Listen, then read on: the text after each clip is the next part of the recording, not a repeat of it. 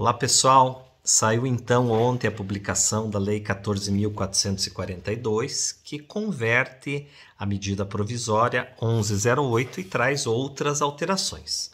A primeira delas diz respeito ao auxílio alimentação, o não desvirtuamento desse benefício.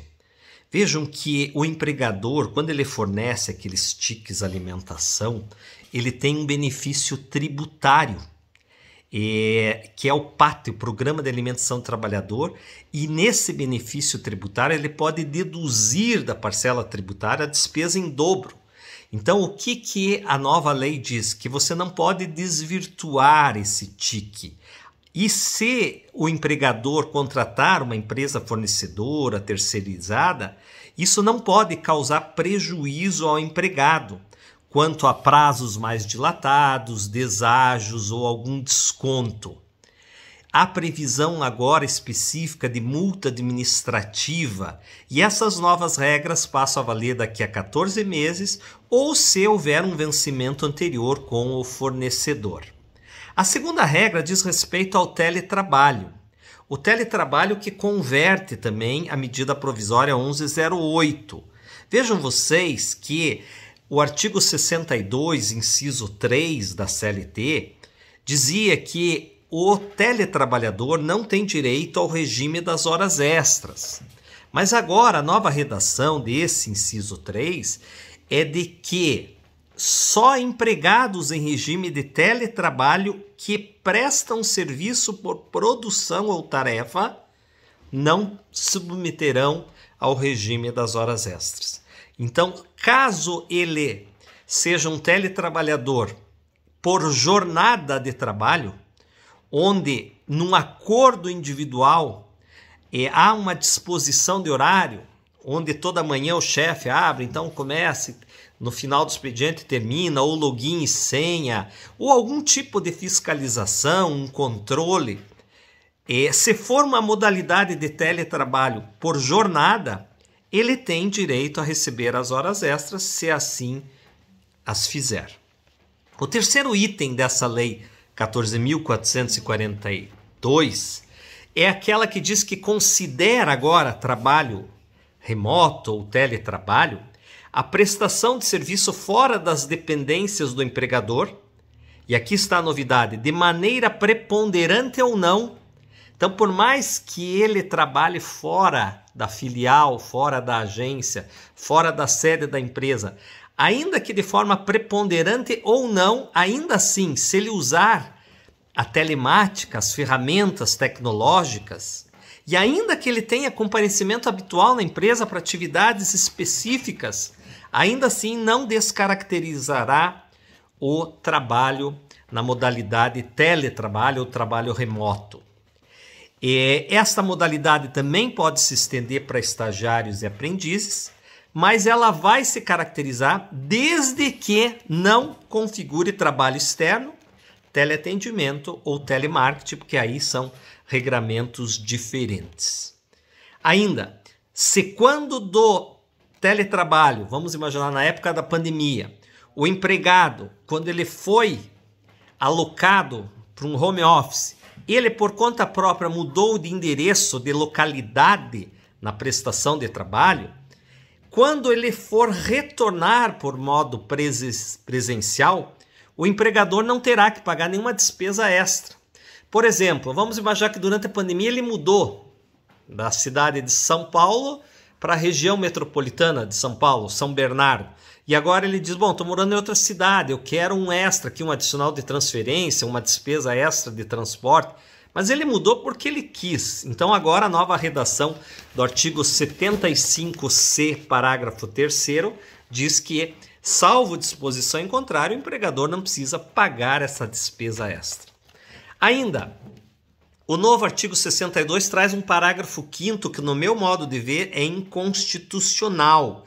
Ele diz que o tempo de uso de equipamentos tecnológicos ou de internet utilizados para o teletrabalho fora da jornada de trabalho normal não constitui tempo à disposição ou regime de prontidão ou sobreaviso exceto se houver previsão em acordo individual, coletivo ou convenção coletiva. Esse dispositivo é inconstitucional porque fere o artigo 7º, inciso 13 e 16 da Constituição Federal, que diz que todo trabalhador, todo empregado tem direito à jornada de 8 horas, 44 semanais e adicional de horas extras de no mínimo 50%. Então não pode uma lei infraconstitucional, uma norma legal que contraria a vontade do Constituinte. Então, se porventura ele trabalha por jornada e tem a necessidade de fazer horas extras com o uso da telemática e assim o fizer, claro que ele tem direito às horas extras. E qualquer interpretação contrária a isso esbarra no artigo 9º da CLT, uma fraude à lei, e esbarra nos aludidos incisos do artigo 7º da Constituição Federal. Ainda a nova lei traz um esclarecimento interessante, útil, que é o enquadramento sindical e aplicação de quais leis do teletrabalhador.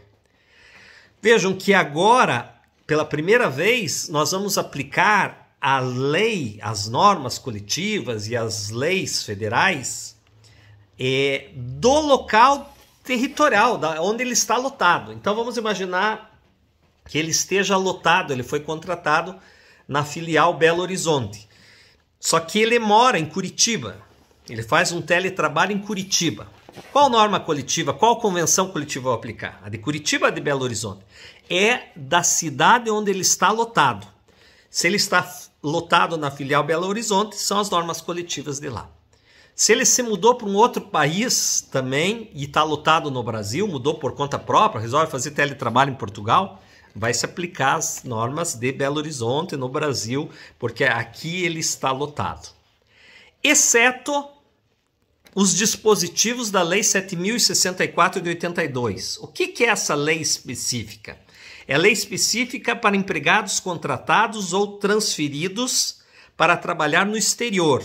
E basicamente essa lei, ela fala de uma aplicação de normas mais benéficas conforme o conjunto da matéria. Então vamos imaginar que eu esteja trabalhando, fui transferido para trabalhar em Portugal. Oficialmente, não por escolha minha, eu fui oficialmente transferido. Essa lei 7.064 diz que aplica o conjunto de matérias mais benéficas. Então, se o conjunto de horas extras, intervalos, adicional noturno em Portugal, Código de Trabalho Português, é mais benéfico que a CLT, eu aplico esse conjunto mais benéfico. É isso que diz a lei 7.064 de 82. Ainda, essa lei diz que a estipulação do salário para quem foi transferido para Portugal, por exemplo, a estipulação e salário é em real, moeda nacional, mas o pagamento pode ser em moeda estrangeira, o pagamento pode ser convertido e pago em euros, por exemplo. Também diz essa lei que após 2 anos de contrato transferido para fora, ele tem direito a passar férias no Brasil, ele, sua família, sua esposa, custeado pela empresa. Também diz essa lei que vantagens específicas obtidas quando dessa transferência para o exterior não incorporam quando ele retornar para o Brasil, isso está no artigo 10 dessa lei 7.064, e também fala de uma opção de retorno ao Brasil após 3 anos desse contrato lá fora. Essa lei teve 2 vetos do presidente da República, um quando ele tira a faculdade do trabalhador sacar o saldo do auxílio alimentação no prazo de 60 dias, isso tinha essa previsão, que ele poderia sacar em dinheiro isso, e agora não tem mais. A justificativa do presidente Bolsonaro é uma questão tributária, um desvio de finalidade. E também o presidente vetou uma previsão que existia de que o saldo residual daquelas contribuições sindicais que foram extintas, previsto no artigo 589 da CLT, eventuais saldos residuais deveriam ir para as respectivas centrais sindicais. E o presidente disse que não, que isso pode gerar uma despesa extra para a União, e ele vetou. Lembrando que esses 2 vetos serão ainda analisados pelo Congresso Nacional, em data a ser definida, e para que um veto seja derrubado, é necessário maioria absoluta dos 257 deputados e dos 41 senadores. É isso, meus amigos, e um bom feriado para vocês.